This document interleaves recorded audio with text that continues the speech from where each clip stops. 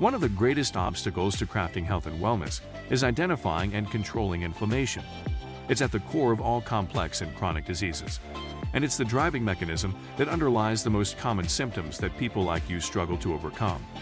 Join us as we explore cutting-edge science and research to give you the information and tools you need to create the quality of life you want and deserve. And now, here is the host of Inflammation Nation, Dr. Stephen Noseworthy. Hey guys, welcome back to the podcast. And we're still talking about the adrenal system. And in the last episode, I told you we're going to talk about adrenal testing. But just to do a really quick recap, in the last episode, we talked about three different dimensions of stress. And that would be the physical, the psychological, and the physiological. And we talked about your stress adaptation system and how that doesn't discriminate. Basically, it reacts the same way to all kinds of stress. It really doesn't matter what kind of stress it is, whether that's an injury, an infection, an illness, or even an argument. To your adrenal stress is just simply stress. And we also talked about how your adrenals coordinate with your blood sugar control, your sleep cycle, your mood regulation, and others, to make a significant contribution to your quality of life. And I want to repeat something that I said on the podcast, several months ago. And this is something that I just simply noticed over the years, that the new clients that I work with who start out having reasonable adrenal function get better faster than people who don't, right? And again, it's just simply an observation. And this is true, in my opinion, because your adrenal system and the practical function of cortisol as your key stress hormone, it's tied into your survival mechanisms. And as such, your adrenals integrate with all other major physiological systems that determine your health and your health span, which is just simply a fancy way of saying, your health over long periods of time. That's what the word or the phrase health span refers to. So let's talk about adrenal testing. And we're going to start by noting that your medical doctor is going to look at this radically different than I would, and other functional medicine docs. And the reason for that is the fact that your medical doctors in general are focused on diagnosing and treating diseases, where I am interested in improving function. Whether or not a disease is present doesn't really matter. And of course, we want medical doctors to do what medical doctors are good at, and that is managing diseases. But we want them to stick to their lane and not stick their fingers in or mess with things that they don't understand, like health and wellness. And that might sound strange. Maybe it sounds a little bit harsh, but that's the truth of it. Medical doctors learn about diseases and medications. They don't learn about health and wellness. And for the most part, they don't learn about how things like diet and lifestyle and exercise and your environment contribute to your health. But I digress. That's, maybe a conversation for a different day. But if you ask your medical doctor to check your adrenals, if you can convince them to do so in the absence of a suspected disease like Addison's or Cushing's, they're going to order a morning cortisol blood test. And if that comes back normal, they're going to tell you that your adrenals are fine. Except what they really mean is that in ordering a single morning cortisol in a blood test, which comes back normal, they have effectively ruled out adrenal disease, but they can make absolutely no assertions about adrenal function or adrenal dysfunction. Allow me to explain. In a medical world, or in the medical world, there are two diseases that affect the adrenal glands, two primary diseases. One disease causes low adrenal function, low cortisol. The other causes high adrenal function, high cortisol. Let's take them one at a time. So there's this condition called Addison's disease. It is an autoimmune hypoadrenia, autoimmune low cortisol. And this is where someone's immune system attacks the adrenal gland with an antibody against an enzyme called 21-hydroxylase. This is an enzyme in the adrenal tissue that's used to make cortisol. So if someone has actual Addison's disease and their immune system has destroyed enough of this enzyme, they can't make sufficient cortisol to function properly, and their morning cortisol on a single blood test was going to be below the lab range. That's how, or at least the beginning of suspicion that someone might have Addison's.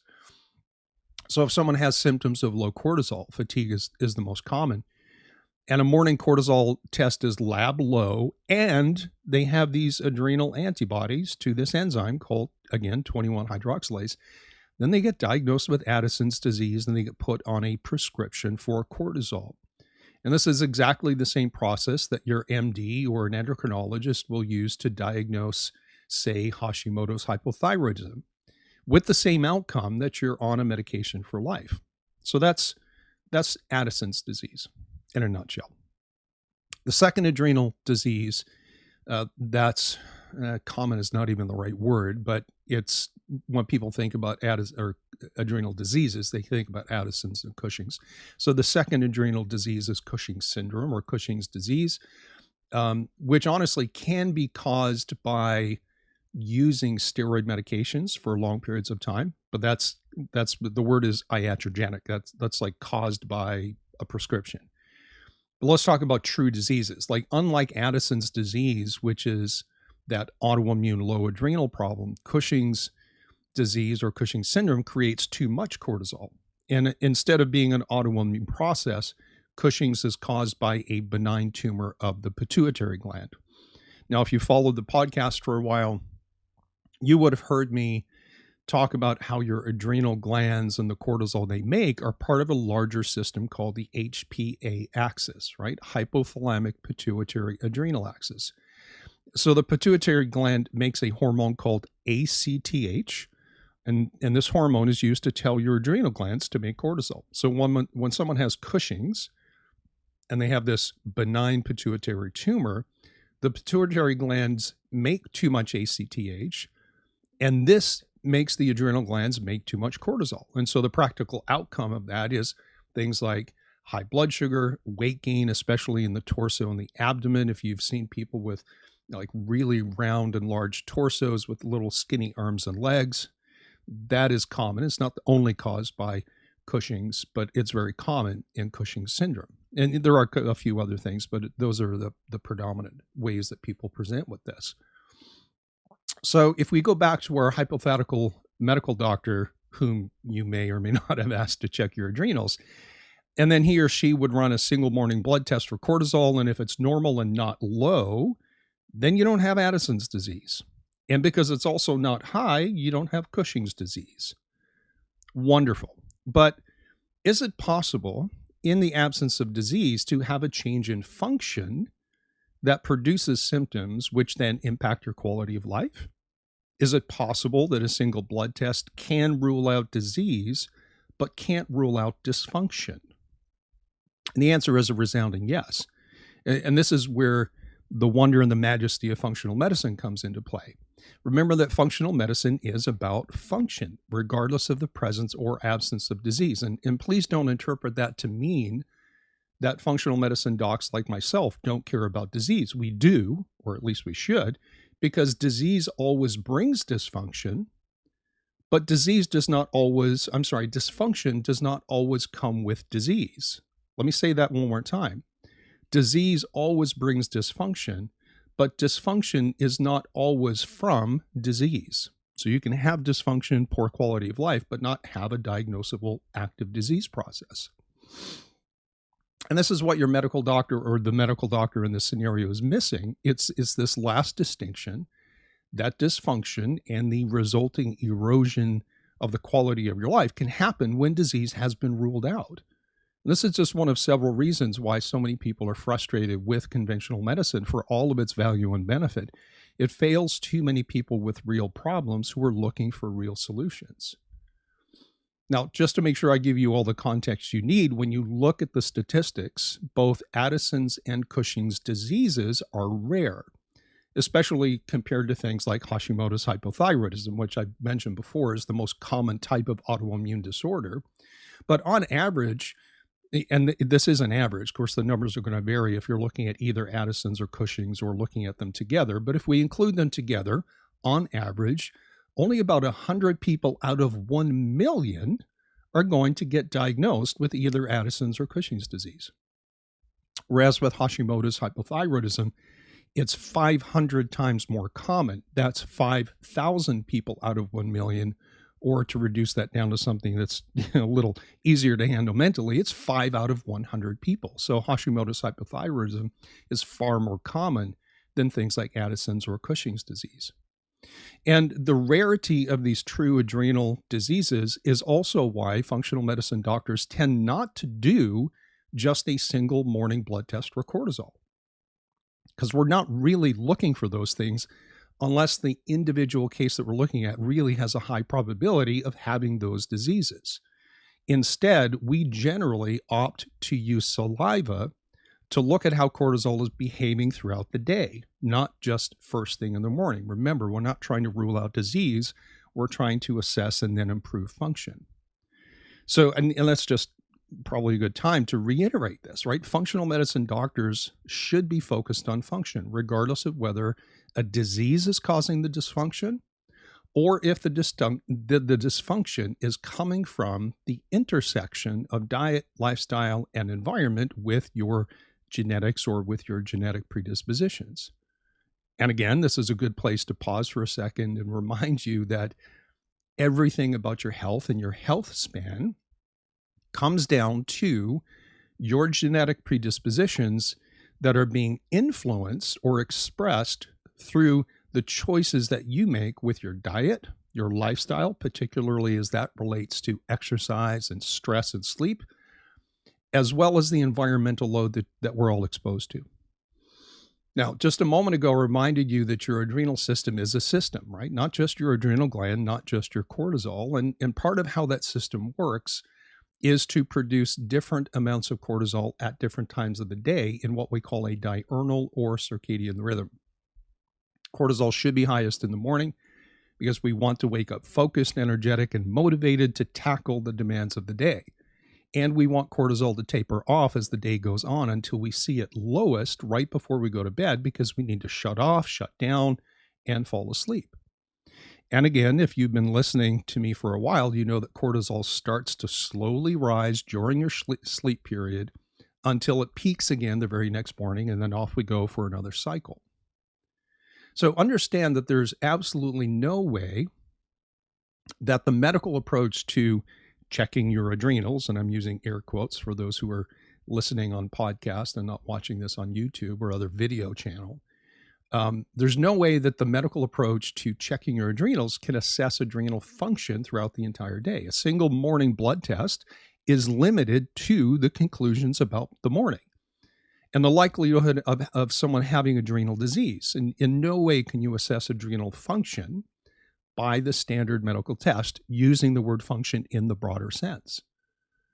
So if you understand that frank adrenal disease is rare, and the more common problem is adrenal dysfunction, and you know that a standard single morning cortisol blood test is inadequate to assess function, the next thing you need to know is that the best and perhaps only way to know what your adrenal system is doing is to use a 4-point cortisol test, commonly called an adrenal salivary profile or an adrenal salivary index.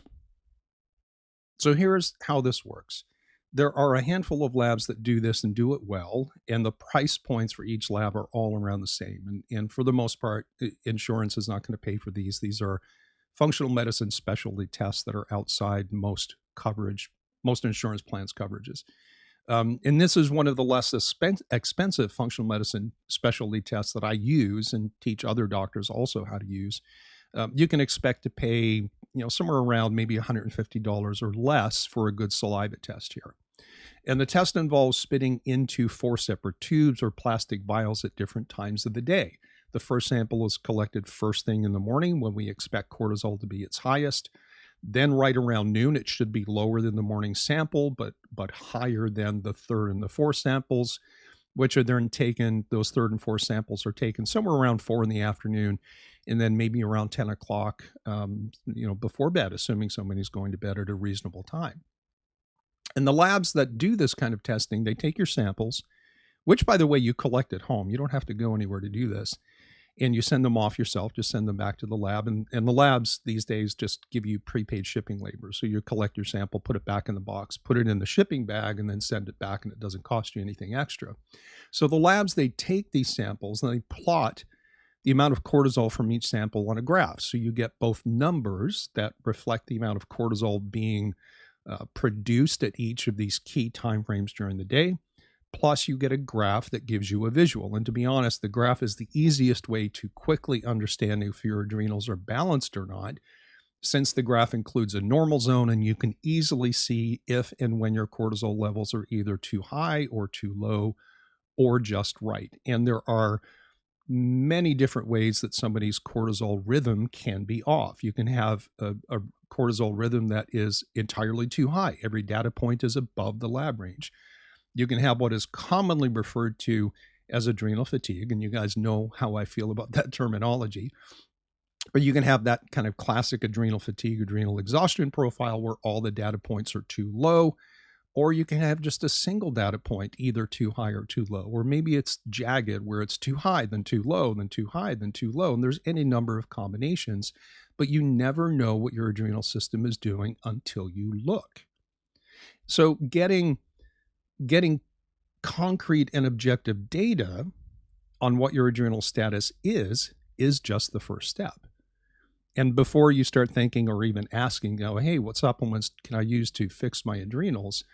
Let me remind you that you cannot out-supplement a bad diet, or you can't out-supplement poor lifestyle choices, and you can't out-supplement unresolved stressors. At the very best, you can use supplements to compensate for things that should change that you haven't changed or don't know to change, right? To be fair to everyone, because sometimes you just don't know what the problem is until someone comes along and says, hey, did you think that maybe this could be the problem, right? So the first step is to, number one, define what your adrenals are doing through something like a 4-point salivary profile. And then the next step after you define what your adrenals are doing is to look for ongoing stressors that you have some degree of control over. And remember, there's 3 types of stress. There's physical, psychological, and physiological. And just as a reminder, and I've said that 3 or 4 times already, most of us think stress, well, that's got to be what I think and how I feel. And yes, that's true. But remember, having a broken arm, a broken leg, a hard physical job that just pushes you and pushes you, or going to the gym and really overreaching and overtraining, or having an infection, being inflamed because you're eating foods that you're sensitive to, or having a leaking infected gut, having hormone imbalances, blood sugar issues. All of these things are physiological stressors. And so when we talk about stress, we tend to narrowly define that as how I think and how I feel, but the best application of that word is in very broad strokes, which runs the gamut of all the different types of stress that your body can be under. So maybe you don't have any bad relationships that need to be repaired or eliminated. Maybe you love your job, and the psychological piece is okay, and maybe you're not killing yourself in the gym and you haven't broken a bone, and you have a desk job, so you don't have a lot of physical stress. Then the answer has got to be in the physiological realm. It's got to be about your body chemistry and what's going on inside. But again, I'm going down a little bit of a budding trail, but you have to start with knowing what your adrenals are doing, and then having a framework of understanding where your stress is coming from before you even think about doing anything in terms of nutritional supplementation. I think that if you or any practitioner that you're working with is just simply throwing adrenal support supplements at you and expecting that to do all the work that needs to be done, then you're probably missing something. But it all starts with the testing, with objective data, right? Then and only then can you decide how to support your adrenals and your nutritional supplements, right? So you've got to look at what stressors are here and what stressors do I have some degree of control over. All right, let me tell you about my lab shop. I'd mentioned this in the last episode. I've partnered with Rupa Health to bring you the very same tests that I use in my own functional medicine practice with all of my one-on-one clients. And these are the same tests that I teach other doctors to use in their own practices when I travel and teach functional medicine seminars. And I've put the link to my lab shop in the episode description below. And believe me when I say that these tests are state of the art. They're from the most well-known labs in the functional medicine space, and I've arranged to bring them to you as a reward for being a listener. Hopefully you're also a subscriber. But I'm bringing these to you at the very best prices anywhere, like barely above lab cost, right? Let's call it close to wholesale or lab direct pricing. So you can visit my lab shop and order your own salivary adrenal test without making an appointment with me, without spending any money on a consultation fee. So for now, if you want to check out your adrenals on your own, go to my lab shop, use the link in the episode description, choose the salivary adrenal profile from Access Medical Labs. That's your basic standard 4-point cortisol plus DHEA, which we'll talk about here in a second. And you're going to find that in the Tier 1, TIER, Tier 1 testing section in my lab shop. Again, the link is in the description for the episode. So we're going to call that a wrap for this episode, but the conversation about adrenals is not finished. The next time we're going to talk about something called the cortisol awakening response, and we're going to talk about the other hormone that the adrenals make, which usually doesn't get as much conversation or press, if you will, as cortisol does, and that's the hormone DHEA. So we're going to talk about the cortisol awakening response and looking at DHEA as part of the adrenal assessment. Please remember to like this episode and subscribe, share it with everybody that you know. Hey guys, I'll see you in the next episode.